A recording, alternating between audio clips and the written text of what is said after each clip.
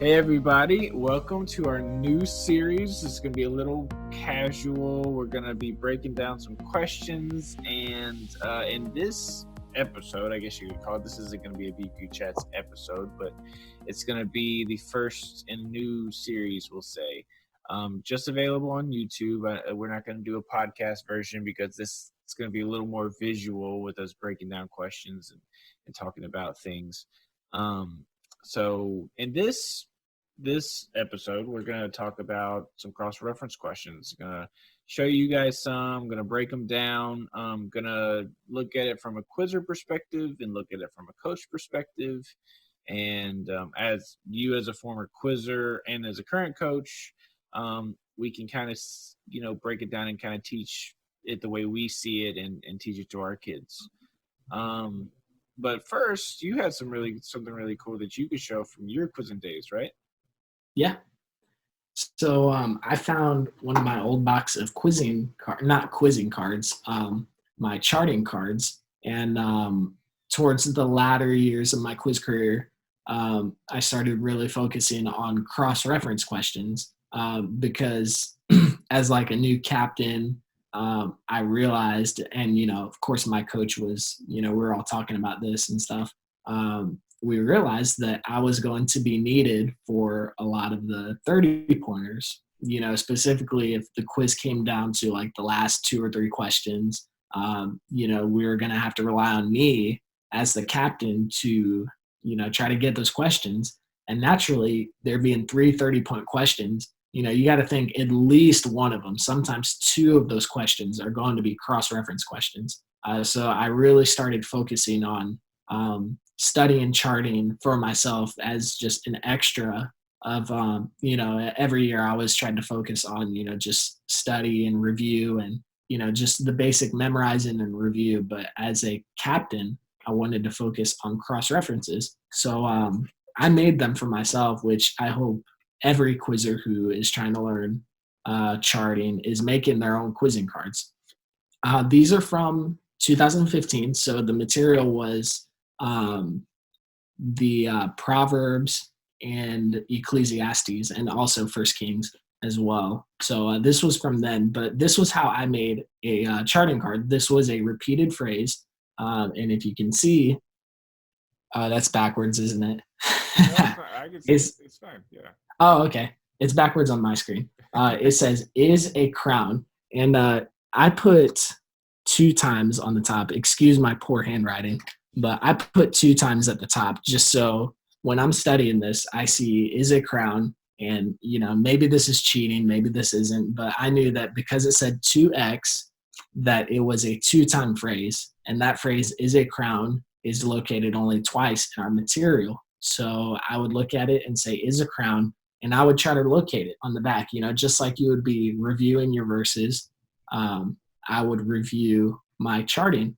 So that was how I made all of my repeated phrases. It's pretty self-explanatory. I also did, and this is the only other one that I'll touch on because I made several different types of charting cards, but this is one of my similar phrases. So in this instance, I would look at this side and I would see the phrase "young men," and "men" is underlined. So I knew that in a cross-reference question, the underlined word is what the quizmaster is going to inflect. So he would read this as "young men." And so as a quizzer studying my charting, I would say "young men." And then I'm going to locate the other phrase that it's "young something." But as a quizzer, I would know that it's "young man." And then this was the reference for this phrase, and this is the reference for this phrase. So it may seem counterintuitive or it may seem complicated, but that was how I studied similar phrases. I would say "young men," I would locate where this phrase was found, and then I would locate the other phrase and then locate where that phrase was found. So it seems very complicated, but the more that I did it and I understood it, so it was easy for me to study. I think that's really well done. It's a really, really good way to study how to answer actual cross-reference questions, because in that, Right. like, you get that similar phrase with the inflection. You need to look, you know, a lot of times you need to locate where that phrase is, find the other Yeah. one, and locate that too. So that's actually, you're basically sitting there quizzing yourself on cross-reference questions just in the Right. bare form. So that's actually really good. I really appreciate you showing that stuff. Yeah. I really need to make my kids make their own cards. Maybe Yeah. they'll do it this year. I'd hope so. I know, you know, Yeah. some of the, I mean, some of the best quizzers we have that I know that they do the same thing. They make their own charting cards, and they do them like they do their flashcards. Right. And We'll that's what I preface. did as a quizzer. We'll also say that, you know, if you don't really know your material, it's probably not worth it. So Right. we've said that 1,000 times. Learn your verses word for word, your Yeah. references backwards and forwards, then dive deep into charting, and it can give you that Right. advantage on 1, 2, 3 questions a quiz that can Mhm. easily swing a quiz one way or the other. Yeah. So And that's go ahead. that's one thing that some people don't realize. They think that, you know, this type of charting is only helpful for cross references, so why even do it? But the fact that I know that that phrase "is a crown" is only in 2 verses of our study. If like it's a direct question, and you know, I don't remember what this verse is, but like if the question was, you know, as found in so and so verse of study, or no, what if the question started like, what is a crown in, you know, so and so. Now that I'm saying it out loud, this seems like a a lame example, but like, you know, if I heard that phrase in a question somewhere, then my mind automatically is going to one of these 2 verses. So I already have like, you know, 2 verses that I can go to. If I don't know what verse the question is referencing, then I already know it's one of these 2 verses because I heard that phrase "is a crown." Right. You can I automatically hope that narrow made down sense. yeah, you can automatically narrow down the scope like instantly to where Right. it takes less time for you to figure out what verse is this question coming out of. Yeah. And you can figure that out quicker so you can actually figure out the direction of the question, right? Right. Cool. Well, thank you for showing that to us. I really Yeah. do like your Absolutely. cards and how you did that. All right, so this is going to be a first for BQ Chats. I'm going to share my screen, and Yeah. we're going to talk through. Sorry, I'm trying to see share. And we're going to talk through some cross-reference questions, you and I, Yeah. and how you see it as a quizzer and as a coach, and how I see it as a coach, and how we teach it to our kids, and maybe where you should hit on these questions. In our opinions, you know, Right. it's just our opinions, and Yeah. we only can do our best. But all right, so this first one, break it down first. What is this question? All right.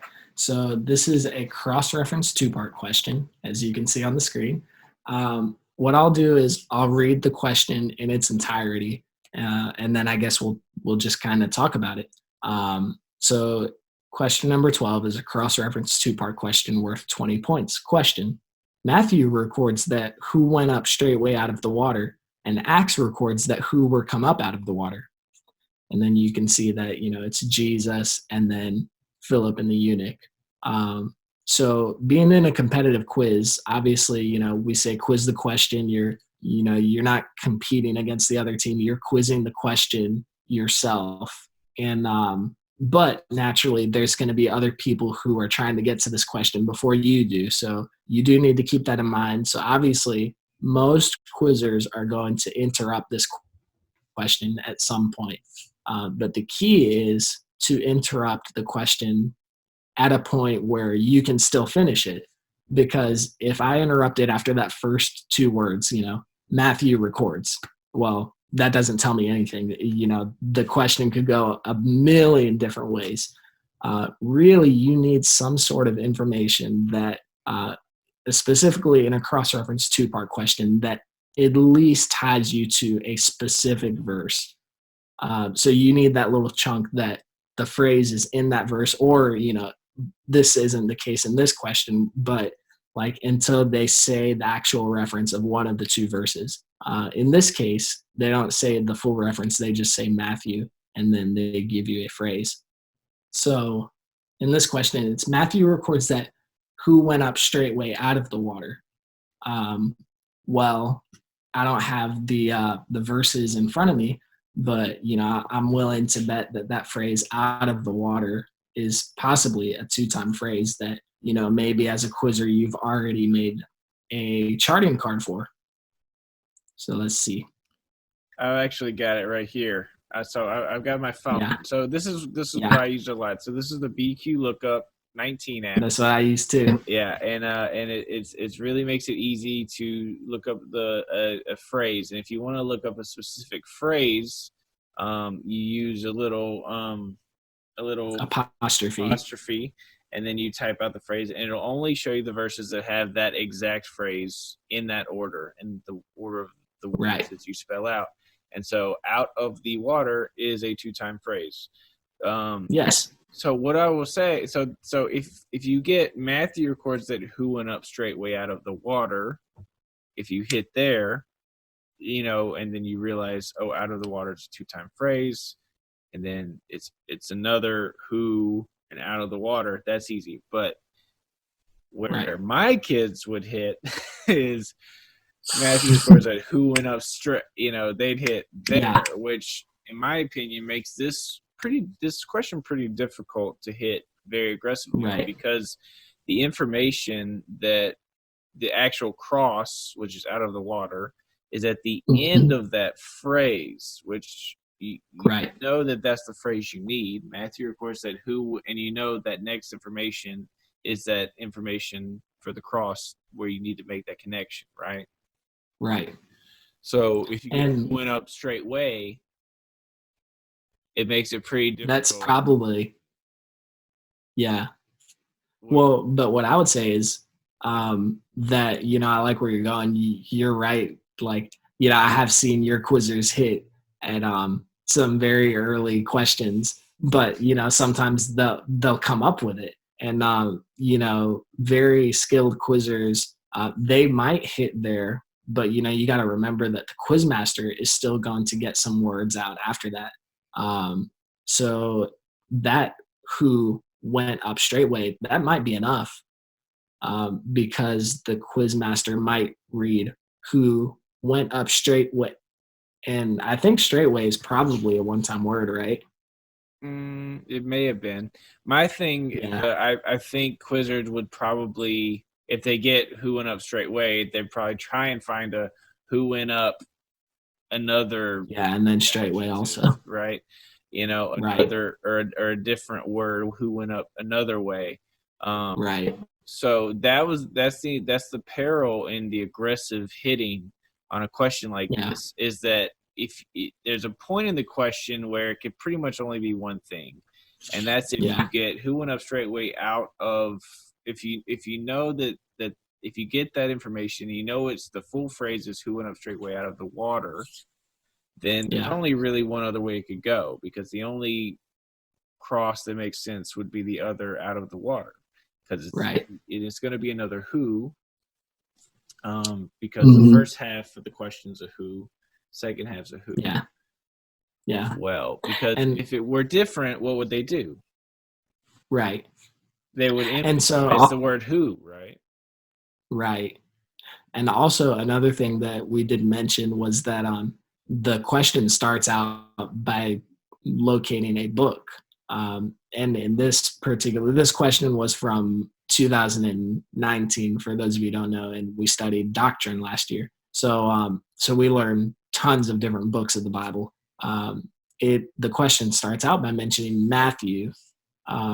And the way that those first few words are worded, I would say Matthew records that, and then, the rest of the question. That kind of leads me to believe, as, from a quizzer standpoint, that the next half or the next question is going to be from a different book. So this year, it may be more of a chapter by chapter, like Psalms chapter 3 records blah, and Psalms chapter 5 records blah. instead of Right. different books is most likely going to be crosses by chapter, more so in cases like this. Right. And And so like go ahead. So in this particular question, it says Matthew records that who went up straightway out of the water. So naturally, as a quizzer, and what I would teach as a coach is that the next half of the question is going to come from a different book. And then so like you said, in this year, it's going to be Psalms chapter 3. Or they'd say Psalms chapter 3 records that blah, blah, blah, blah. And then Psalms chapter whatever. But they could do it within the same book. So like in this question, I would say it would be more like cross-reference worth 20 points question. According to our verses of Matthew, and then there would be a comma. Then they would go blah, blah, blah, blah, according to chapter 5, and then blah, blah, blah, blah, according to chapter 10, whatever. We may have an example of one of those coming up later, but that's a really good point. Sometimes just with a little information, it actually could tell you a whole lot. And we're going to get more into that as we go. The last thing I want to point out about this question is the second answer is they. And for those that don't know or aren't aware, they is a pronoun, and pronouns have to be specified in many cases. Not every single case, but many cases they need to be specified. In this case, it just says acts records that who were come up out of the water. And with the answer being they, if they, that pronoun they is specified to the antecedent is the subject in which the pronoun is referring to. If anywhere in Acts it specifies who they is, that needs to be specified in the answer to the question, which is why it's right there in brackets right after they referring to Philip and the eunuch in that question. Because the verse says, and when they were come up out of the water, the Spirit of the Lord caught away Philip, that the eunuch saw him no more, and he went on his way rejoicing. And when they were come up out of the water, they, talking about Philip and the eunuch. So we can get more into pronouns later, but that's just one more thing I wanted to point out in this specific question. All right. So that's a 20-pointer. So a 20-pointers typically have shorter answers. Less forgot to say that. Right. You're not going to see too many cross-reference 4 parts, cross-reference 6 parts. And you're not going to see very many cross-reference quotations, although you can see some in the 20s. Most cross-references in the 20s will be either just a cross-reference direct or a cross-reference 2-part, just because that kind of, it's a simpler cross-reference. More complicated crosses will be in the 30-pointers. I agree. All right, so break down this next one for us. Oh, all right. All right. So hold on. This is a let me fix it real quick. Sorry guys. Copying it straight from the PDF makes it formatting a little funky. Yeah. All right. Here we go. All righty. So this is a 30-pointer and nice segue into a cross-reference quotation question. Now, me as a coach and, our coaches, we typically teach just like with a normal quotation question. Sometimes you have to be ready to jump the gun, because sometimes the information that you need is at the very beginning, but sometimes it's at the very end. So like just for a regular quotation question, now so I have a concordance here. The word cutteth is a one-time word. So like if it was a regular quotation question, the writer of the question can write quotation question worth 20 points, question, cutteth, quote the only verse of study that contains this word. Or they could write it question number whatever is quotation question worth 20 points, question, quote the only verse of our study that contains the word cutteth. So you can write it either of those ways. So just for normal quotation questions, you need to be ready to jump the gun and, hit really fast when you hear that word or phrase that is what you need to finish the question, or you need to be ready to hold yourself back. And it's kind of like this balancing act. But it's mostly the same for cross-reference quotation questions as well. And you see that in this question, I'll just read it. two New Testament verses of our study contain the phrase New Testament. Quote these verses. And this is just a simple explanation or just a simple example of that phrase New Testament is, well, it has to be only a two-time phrase, a phrase that's only found two times in our verses of study, and it is. So when you're ready for that and you're studying your cross references, you're charting and all of that, you're going to be ready for this question. But like I said, with cross reference quotation questions, you do sometimes need to be ready to either jump the gun or to limit yourself and hold yourself back. Question writers like to get a little slick sometimes, and you see how we phrased it to New Testament verses contain the phrase New Testament, just to kind of make it like, that's slick. Like, of course you know, the question writer, when he saw it, he's like, ooh, this is good. It's one of those questions where you just feel accomplished, like writing it that way. You're right. So you had to be ready at the beginning to jump on it, and you have to have the discipline and the focus and to know when it's there and when it's not. And that's you're exactly right. It's kind of a balance. Some quizzers are just naturally so gifted at that. It's just crazy that if it's there at the beginning, they just crush it. And then sorry. Yeah, go ahead. This question brings up a memory that I have. We talked about this the other day, Phil. I was in 2013. We're at Nationals and we were quizzing Louisiana 1. It was Matthew and Allison Bell, and it was a very competitive quiz. They're a very great, quiz duo. They were both very great quizzers, and we were quizzing against them, and it was a very competitive quiz. And it was sometime, it was in the 20s, and it was a cross-reference quotation question. So, cross-reference quotation questions, it's very rare, but you can find them in 20-pointers, because I do specifically remember that this was a 20-point cross-reference quotation question. I was ready for it. I was studying my charting, and, so this was one of those questions that, I'm going to go for this question. And I knew that I needed to be fast, because Matthew Bell is on the other side and he's going to be going fast as well.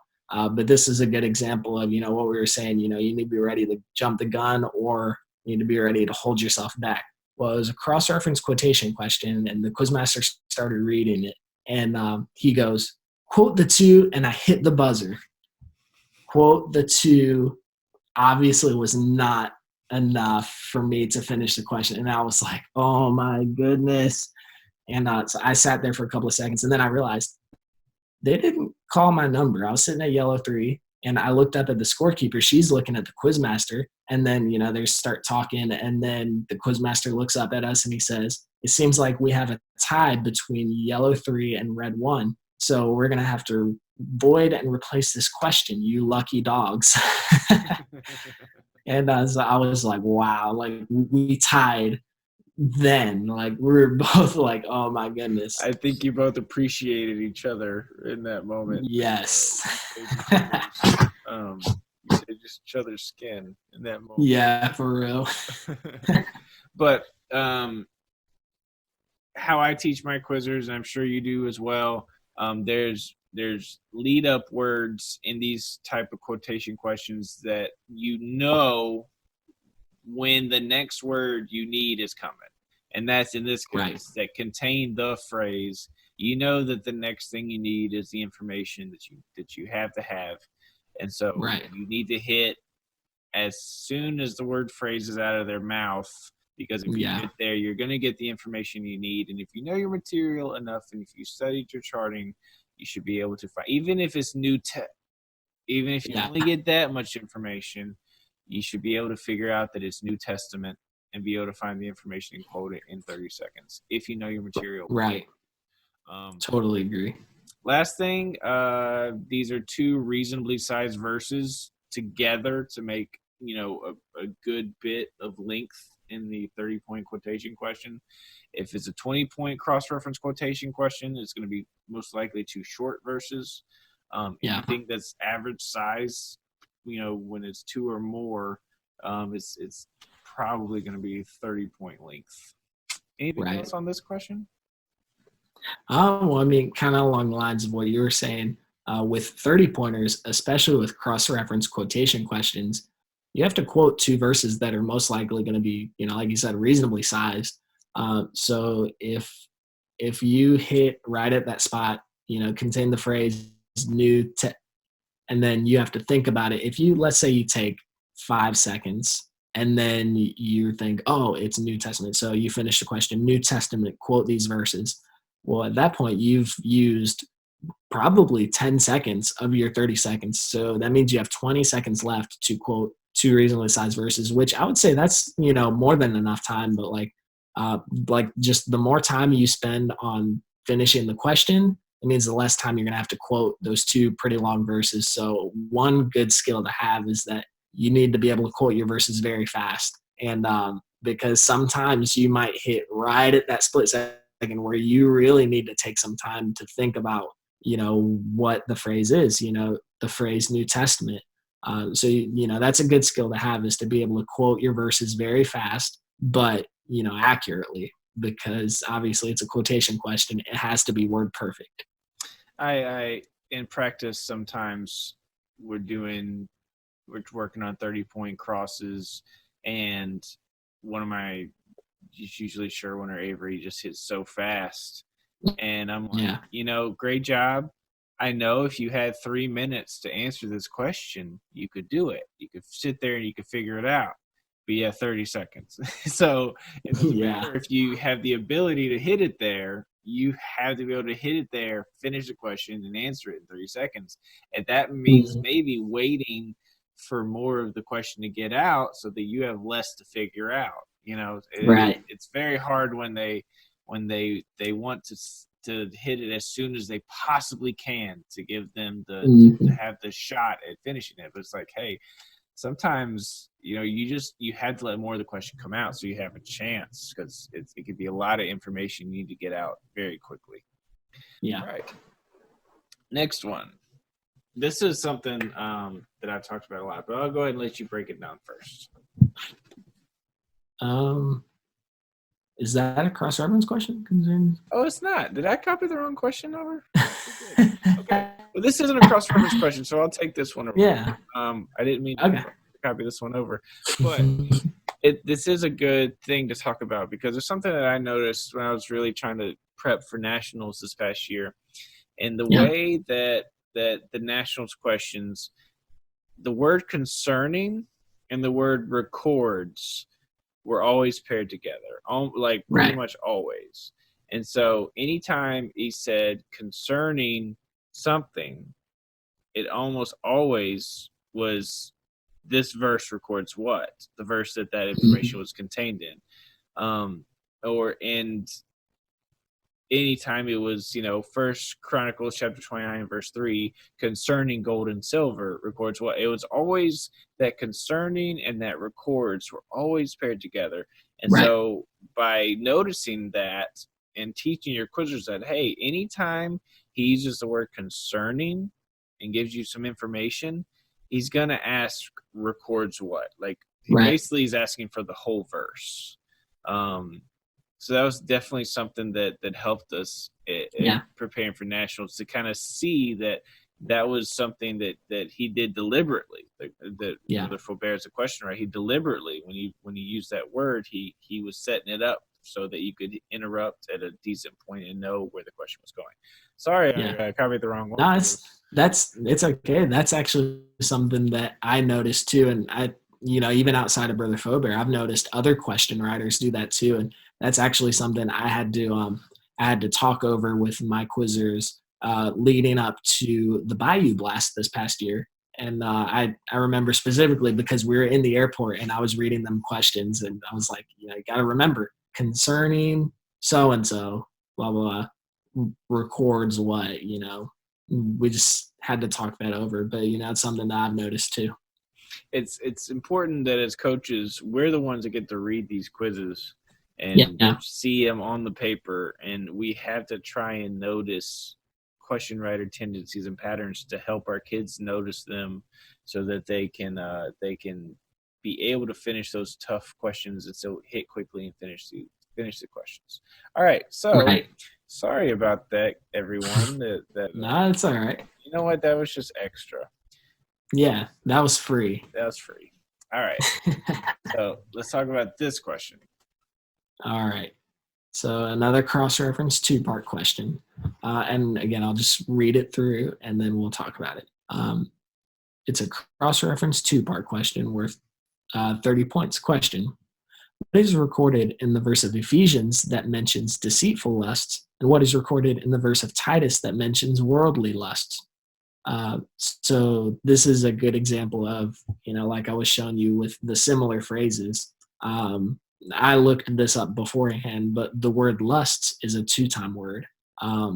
But let's pretend like lust isn't a two-time word. Let's pretend like in this study that word is contained 50 times. So you can't just rely on I've studied my two-time words. Maybe there's something more that you can be ready for. So that phrase deceitful lusts is and I mentioned this to you, Phil, last time we were talking. I a lot of the basic charting that I did when I was writing them down was a lot of the stuff that I found on the bottom of Brother Powers' quiz cards. Now that wasn't the only charting that I did, but that was a good start for me.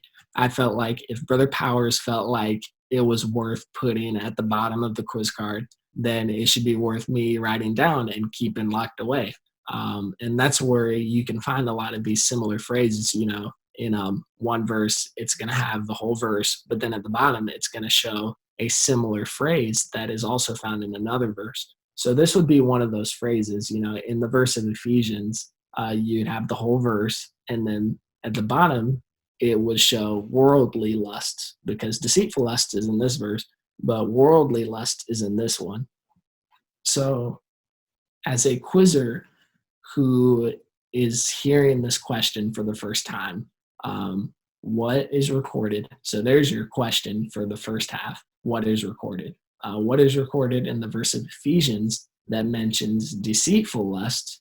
So you see that that word is in all caps. That means that the quizmaster is going to inflect that word. So he's going to read it like in the verse of the Ephesians that mentions deceitful lusts. So that means as the quizzer hearing that, the word deceitful is going to be the one that changes. So then in my mind, I need to really quickly find the other similar phrase and locate it. And so then I could finish the question. So I know that worldly lust is in Titus, so I can finish the question. And what is recorded in the verse of Titus that mentions worldly lusts? It's always important for quizzers and coaches to know the word, especially in like a two-word phrase, the word that isn't emphasized, that is your cross. Yeah. That is what's going to stay the same. And the word that is emphasized is going to change. It's so crucial in being able to interrupt the cross references quickly, especially cross references, and also like 3-4 part questions use the same technique. Sometimes you'll have a 3-4 part question that emphasizes a word, and that word or that verb, if they emphasize the verb in the first part, then you need to look for your other verbs, and they will be emphasized as well. The last thing, it's a 30-point question, so it's going to need more information. So that's why it's a what is recorded. If it was which verse of Ephesians mentions deceitful lust and which verse of Titus mentions worldly lust, that's where you just have to locate the verses. That would be more of a 20-pointer. Being a 30-pointer is what is recorded. So you basically have to quote both of these verses. Yeah. It's not required for you to quote them perfectly because it is not labeled a quotation question. If you stumble, if you stutter, if you as long as the essence is there, as long as the verse is there, you'll be fine. Let's see. Is there anything else that we could cover? I mean, the biggest thing from this question is emphasis and the Yeah. inflection. You're right. Like that is so important for our quizzers and coaches to learn, because it tells you so much about what's going on in the second half of Yeah. the question. And All right. also, I remember I looked up the word deceitful from last year. Yeah. And deceitful was a 2-time word. So if you're hitting very aggressively, what is recorded in the verse of Ephesians that mentions deceitful, and you interrupt and you only get deceitful? The only 2 times that deceitful happened was once in Jeremiah and once in Ephesians. So even if you get just the word deceitful, you know it's in Ephesians, so you can narrow it down to Ephesians 4:22 and know that it says, which is corrupt according to the deceitful lusts. So if you got the word deceitful and know that it was emphasized, you should still be able to figure out, okay, the phrase is deceitful lusts. Know that deceitful is emphasized. Lust is the cross. We need to find the other lusts, and that it has an adjective paired with it. Yeah. And one last quick note. Oh, sorry.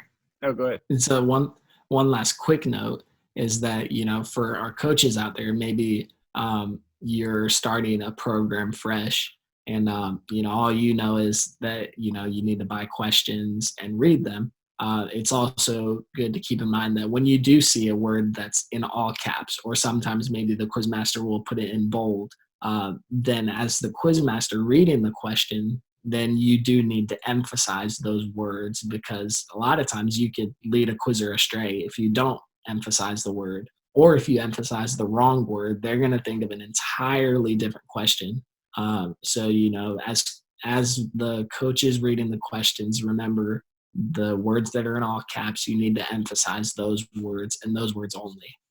I have actually asked quizmasters at a tournament before, like, hey, I've noted, and I was judging with him, and for other teams, and I was like, I noticed he was inflecting a little bit on certain words that weren't inflected on the paper, and I just had to be like, hey, I just want you to know I'm not trying to condemn you or criticize you, but I just want to let you know, if you emphasize this word, my quizzers are could do this. They're gonna look for this other direction for where this question's going because of that inflection. So I just kind of talked to him about that, and he didn't even notice he was doing it. It was just kind of like he was just reading, and so he thanked me for it, and he started just trying to pay more attention to that, because it is really important.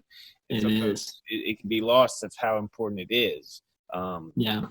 But yes, I'm and it's something as a quizzer, I wanted to try to make an argument that I would contest and say, look, you didn't inflect that word and it led me astray, which it might very well have, but unfortunately as a quizzer, it's not something that you can contest. Like if the quizmaster inflects the completely opposite word and it leads you astray, then unfortunately, at least in my experiences, I've never known a quizzer who would grant that contest, or a quizmaster. I don't know, maybe things have changed, but for the most part, quizmasters will usually try to, get it right the first time. So that shouldn't happen, but if that does happen.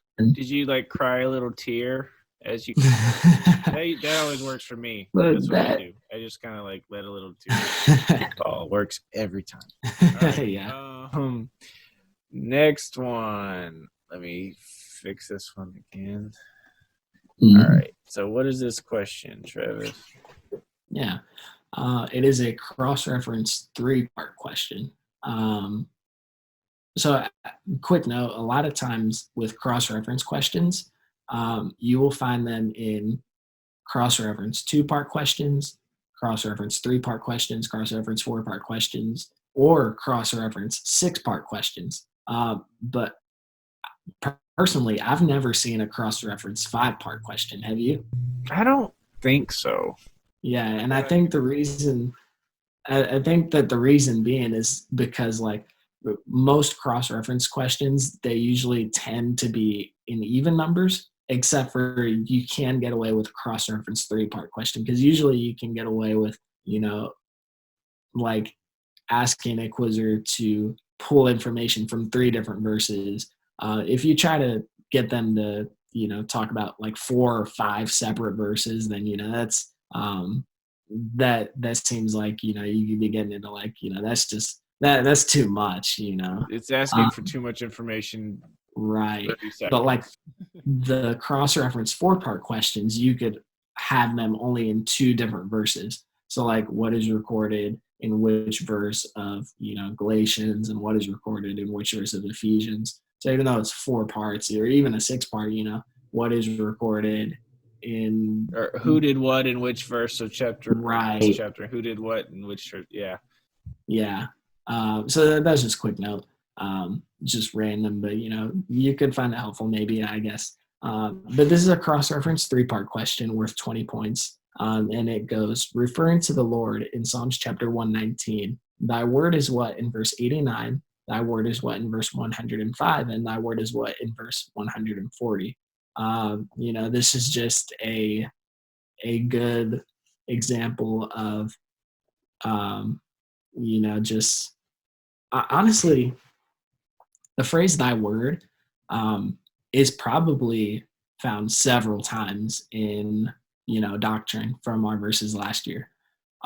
This is probably just a good example of just, knowing your verses very, very well, right?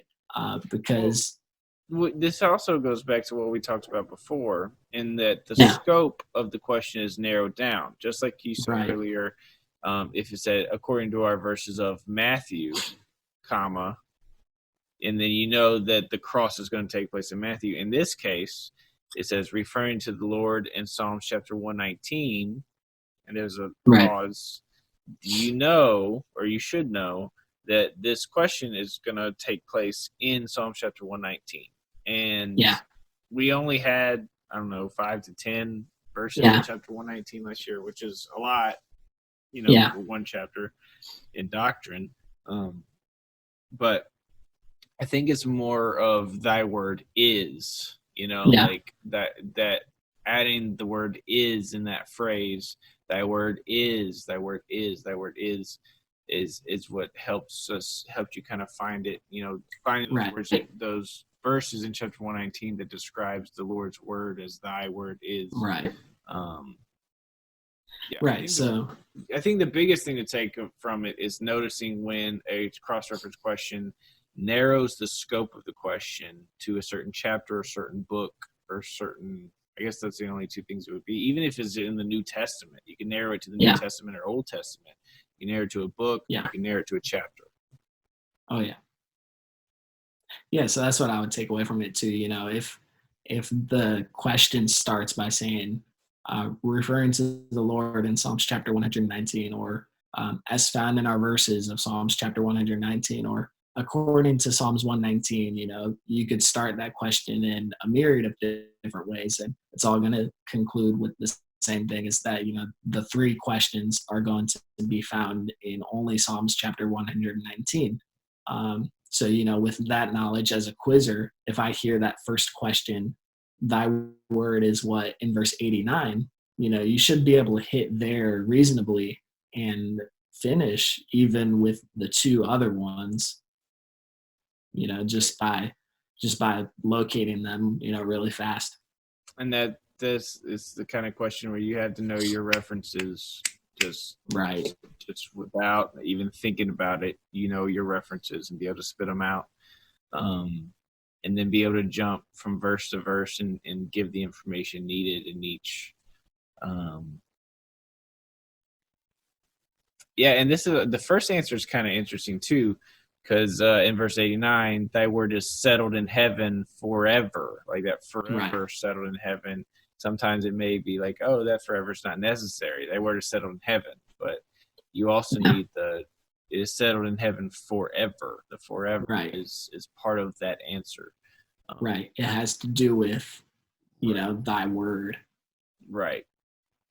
Right. It's always, and I always tell my kids, it's always on questions like this, it's always fine to just give a little more information than you may think is necessary. Because if you leave part of the answer out in the first answer and you go all the way through, and then the quiz mat, you have 10 questions, 3 seconds left and the quizmaster's Yeah. staring at you wanting that more information. You have to sit there and try and figure out what you left out. It's better to be safe than sorry if you have the time to do that. Right. All right. Cool. Moving on. I hate how I think I changed the font on it and it made it all wacky. So, all right, here we go. All right. Are you want me to do it? Yes. All righty. Cross-reference two-part question. So it was worth 30 points. Our verses of Matthew record that what happened straightway, and our verses of Acts records that what happened suddenly. This is a tough one. Yeah. It's a tough one because they're two different words that mean the same thing, but it's hard to make that connection, right? They're similar words, but they're not. It's not like. Let me think. It's not like men and man, like you showed on your card earlier, right? It's straightway and suddenly, which, like you said, they mean in essence the same thing. Which makes this a really good cross, and really it's something that it's kind of hard to chart out and notice. Right. But Brother Faubert likes to reward the quizzers that find these connections between verses and between words. Right. And it's kind of getting into, Brother Faubert and, all of our question writers nowadays, they're really trying to write these questions to get our quizzers to really not just memorize and regurgitate information at the quiz board, but to memorize and to really understand these verses. Because it's one thing really, we say it all the time, it's one thing to just memorize and just be able to regurgitate information, but really fundamentally you have to understand these verses and understand what they're saying. If I'm just regurgitating, I might just say went up straightway out of the water. Well, what does straightway mean? He just came up straight, or but it just you got to really understand these words, and that's kind of an elementary example, but you really got to understand these verses, and a lot of times it will lead you in the right direction. I agree. This was a tough one. I think this is one we missed at state finals for sure. Even to get our verses of Matthew record what happened straightway and our verses of Acts, it's a tough one for sure. If you just got and our verses of Acts records, that's still tough, but to pull that cross between straightway and suddenly, right? But that's why it's important for us to try and when we find connections between words and we see that they're similar. What I've done in the past is you take your one-time words and I'll be going through them and then say like there's a one-time word and it's door, like the word door, and then I'll be like, okay, like is window a word and like a one-time word, or is like any kind of words I can try and think of that could possibly be a 1, 2, 3 time word. Is there another one or the opposite? Because a lot of times the opposite. They like to do opposites. Yeah.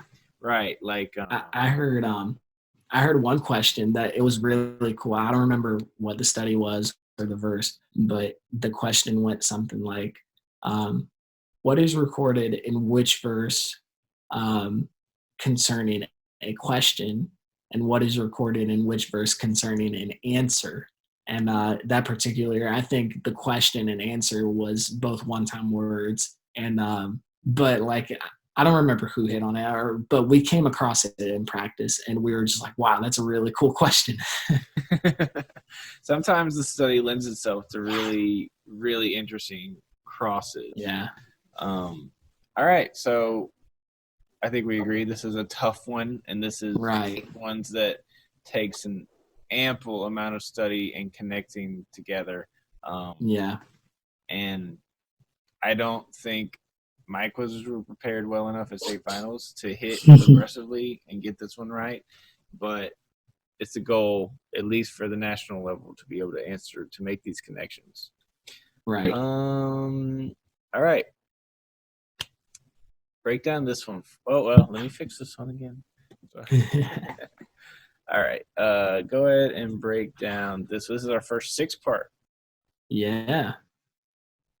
So it's a cross-reference 6-part question. This is question 20. So, if this question is still competitive, then, you got your work cut out for you. So, cross-reference 6-part question worth 30 points. Question. John chapter 3, verse 17 records that God sent whom, where, why, and Galatians chapter 4, verse 6 records that God sent what, where, why. I like this. So, yeah. So that's one of those where you need to realize that the quizmaster just inflected whom. So he actually inflected one of the question words, one of the 3 question words in the first half. So you already know the reference, and if you've heard, or even if you interrupted it, records that God sent whom. If you interrupted there, you could be able to piece together that it's going to be whom, where, why, but maybe you get past that and you say, you interrupt it. John chapter 3, verse 17 records that God sent whom, where, why. So you heard that he inflected whom.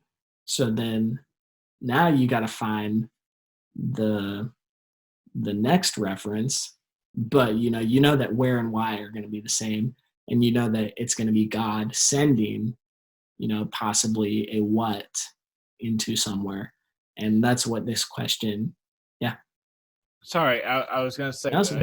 I looked it up on BQ Lookup, and there was only 2 verses in which God sent, like that actually. So it's not because it says, "For God sent not His Son," and then the other one is, "God hath sent forth the Spirit of His Son." But I don't. There's no other verses that have God and sent in them together from our study last year. So I think there were only 2 verses that once you get God sent, that there are only 2 verses that there for there to be another God sent. Yeah. So I just wanted to point that out. So Yeah. So where do you think that you would want your quizzer to hit on this question? Well, typically, a cross-reference 6-part question. Obviously, you want to get the full first half of the question, because like we said earlier, the longer you spend thinking about the question, the less time you have with the answer. But with a cross-reference 6-part question, you could probably expect that each answer is going to be a little bit smaller. It's not going to be incredibly long. But you still might have to use 5 to 10 seconds answering both questions. So it's one of those where the more that the quizmaster says, the better. So this might be one of those questions that you might want to be a little bit more cautious on, and maybe at least let them get to in Galatians chapter 4, maybe, or in Galatians, or if, like you said, you can piece together that there's only how many verses that say God sent, and maybe you can piece together that. And if you can, then you can interrupt at John chapter 3, verse 17, and records that God sent whom, where, why, and then interrupt there. I think it's very doable from John chapter 3, verse 17. Of course, that God sent whom, where, why. It's very doable from that point. But I would rather have the higher percentage of at least getting Galatians, so it at least narrows it down, right, to just your verses of Galatians in that instance. But obviously, like we said before, the whom was emphasized, so it's going to be a different question word. In that, and then where and why were not emphasized, so those are going to stay the same on the second half of the question. I always try. I try as hard as I can to get my quiz. If it's a cross-reference 4-part, I'm like, get 2 parts. Get the first half, please. Yeah. Please. 6-part, get the first half. Get the first 3, please. Because I'm sure you can hit it after the first part and figure it out in 3 minutes, but 30 seconds. So try and get enough and hit. And if you get God sent whom, you should be able to know that it's going to be another God sent, which is only one other verse. It's going to be a different question word right there. So Right. I like that question a lot. Yeah. I really do like that question. All right. And it's also kind of interesting because the spirit of his son, it's like, oh well, that could be a who. It's like, no, Right. it's the spirit. Spirits are pretty much referred to as what's in the question. So, all right, but the Holy Spirit may be a who. That's all. That's always like. I saw it in the points of interpretation one time that the Holy Spirit or the Holy Ghost can be considered a who or a what. Now that's been in the points of interpretation before. So I don't know if it will be, every year, but we'll see. I believe that is the case, and that will stay that way. Right. Which it makes sense. I think it should be considered a who or a what, as far as questions go. All right, this is our last one. So all right, let's hit it. All right. So it's another one of those where something's going to be inflected. We see so it's a cross-reference quotation question, and it goes one verse, and it's a 20-point. One verse instructs. So before you even read the question, we already know. So 20-point cross-reference quotation, we already know it's going to be two shorter verses, right? Right. So I always tell my kids when I read like a point value and a question type, I'm like, all right, what do we already know? We already know something. We already are able to anticipate something. But then I always make them say it. I make them say the same things like 1,000 times till they just can't ever forget it. So all right, so we already know you're going to quote more than one verse, and they're going to be short. So here we go. So it's a cross-reference quotation question worth 20 points, and it goes: one verse instructs to desire spiritual gifts, and another verse instructs to desire the sincere milk of the word. Quote these verses. So I would say that, a quizzer, especially on cross-reference quotation questions, if you're really preparing yourself, and if you have been studying these similar phrases, if you've been finding them and writing them out and studying them, then you probably are prepared for this question right here, especially in the 20s. Like you said, it's going to be two shorter verses. So if you're prepared for this cross-reference question and you can quote your verses very well, then you really should be good to go on this one. You should be able to hit after one verse instructs to desire spiritual gifts, and you should be able to hit right there and find your way to the other answer. Is spiritual is desire a 2-time word? No, it's a 5-time word. I just 5-time word. Okay, but in that case, when you see words like that, and this is where it gets really interesting because if you get into like something like the concordance and you see the desire is a 5-time word, and then it's like, okay, well, could there be a question made from from 2 of these 5 instances in these 5 verses? Right. So there's one that says there's no beauty that we should desire him, which is in Isaiah, and it's referring to Christ, but it's actually never specified. So that doesn't seem like it's a great cross, right? And also, it's this question says one verse instructs to desire, and that verse that you just referenced was not an instruction to desire something or someone. It was just like an observation. Exactly. Okay, so we can actually. Okay, so I was wrong. Desire is a 4-time word. Desired with a D on the end is a 2-time word. So the other one is be not thou envious against evil men, neither desire to be with them, which is not instructing to desire something. It's instructing to not desire something. And even though it is an opposite and they could be used in opposite, it doesn't really pair well as a cross reference with desire spiritual gifts. And Right. another verse instructs to not desire to be with evil men. Like it does, it Yeah. doesn't really. It's kind of It doesn't convoluted. flow with. Yeah. Exactly. So if you And see the the two that are used here, desire spiritual gifts, desire the sincere milk of the word. yeah. If you're in your concordance or you're looking at it and you see this, if you're able to make this connection in some way, however you do it, it's Yeah. important to be able to look for stuff like that.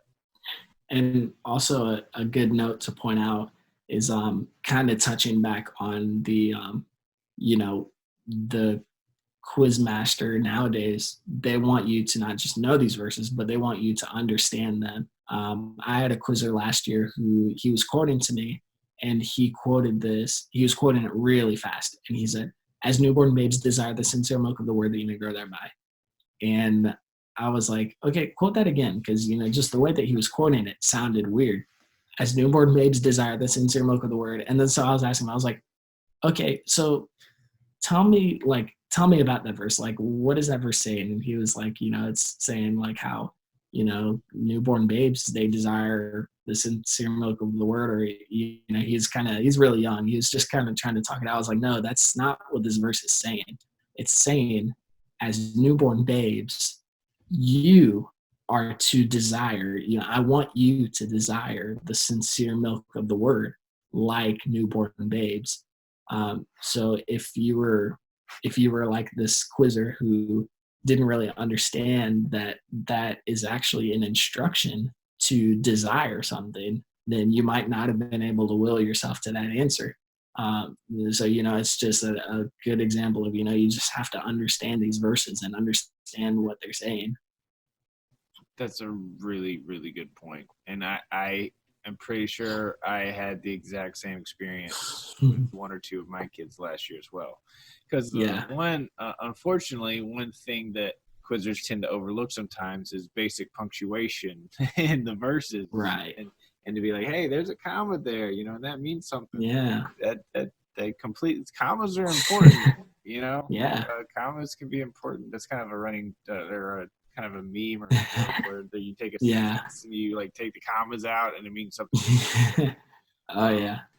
So it's important when you learn your verses to pay attention to the punctuation, and Right. especially when it comes to statements and questions and exclamations and stuff. And we can get into all that in another episode maybe down the line. But I think that does really ring true, and that if you want to do well on questions like this, you have to really understand and comprehend what the verse is saying. And Right. I'm glad that quizzing has that bar. Right. I'm glad that bar is set to say, hey, if you want to excel at the highest levels of quizzing, which means interrupting at elite levels on questions like these, you're going to have to really, you're not going to be able to just regurgitate the information. You're going to have to be able to comprehend and understand what it's saying, to be able to dissect it and to Right. piece it all together. Yeah. So I'm thankful And that we have that. Yeah, and just one last thing, I have been judging with quiz masters before, and some quiz masters will say, he may have gotten all the information out, but I'm not sure that he understands what he was saying and exactly what the question is wanting, um, like what kind of answer this question warrants. I don't think that they understand. And so, the quiz masters, they're thinking about those things. They're thinking, does this quizzer really understand? And most questions, a lot of kind of a running thing is sometimes quizzers will they'll hit the question and they'll just quote the verse. And sometimes that can get you to the answer. And sometimes, you'll get the question correct. But sometimes, you may not. If you just quote the verse, it might not be enough.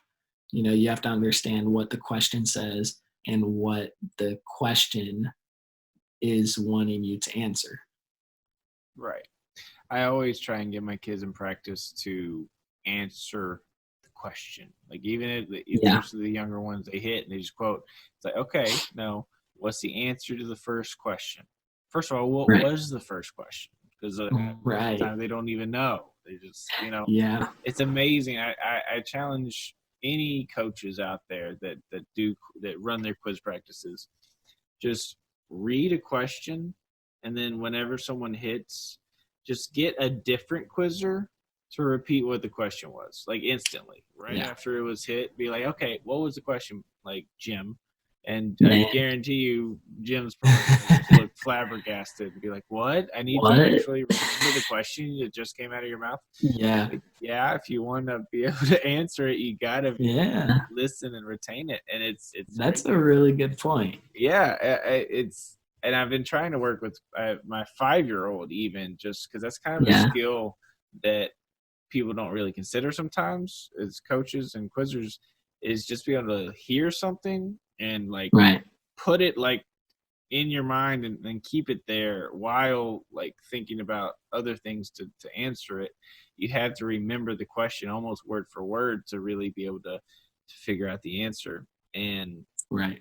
so yeah, go like read a question and then just get your kids to repeat it back to you and just see if they I'm gonna can. start doing that now. Yeah, it can It's a good help. idea. It can help. It at least can raise their awareness, Yeah. especially the ones that are kind of spaced off and not paying attention as much as they should. Because If if you don't have a if high any level of focus, you're not going to be able yeah, to do well. if any of my quizzers are watching, you better be ready. It's coming. I'm sorry, Chesapeake Quizzers, if I put you through something in the future, but it's for the better. it is. You will be better for it for sure. Yeah. Well, I think this went really well. I Yeah. enjoyed us being able to break this down together and kind of talk Oh yeah. perspectives on it. Um, I think this is hopefully a series we can kind of keep doing, and maybe you come back one day, bring in other people. Yeah. Just it's good for us to be able to talk about questions and breaking them down, and try and help other coaches and quizzers to kind of see things in different ways, and maybe learn something that they didn't know before. Maybe, hopefully, Absolutely. even if we Yeah. help one person, I think it's worth it. Yeah. Yeah. So we I know that I've even, doing this with you, I've looked at some of these questions in a different way than I saw it firsthand. So, thank you for that. Oh well, yeah, and you too. You definitely had some really good perspective on a lot of these. One thing that I've gained from writing questions, obviously, is thinking like a question writer, and I think it's so important. Like I think if as a quizzer, if you can figure out how to get into the mind of a question writer, and to think like a question writer, it can give you a huge advantage. And probably the only way to do that is to write questions. And I've heard Yeah. that said so many times that writing questions is one of the best things you can do as a quizzer because it really helps you see how things are set up and the information that they give you and what that actually means. And I challenge anyone to that wants to better themselves as a quizzer to just try it. Try to write a question. And if you don't have anyone to show it to, send it to me. I'll look at it and help you and try and work it out and try and help you become better for it. And Yeah. and Yeah. I know we're having more question writers come up. Quizzers are aging out and writing questions, and I think having more question writers is great. We need to have more, Yeah. and keep it growing. Yeah. Absolutely. All right, bud. Well, I really appreciate you taking the time to hang Yeah. out with me and talk about quizzing and talking about questions. And Yeah. I enjoyed it. all right, bud. Well, hope everyone learned something. Hope Yeah. you all have a good night. All right.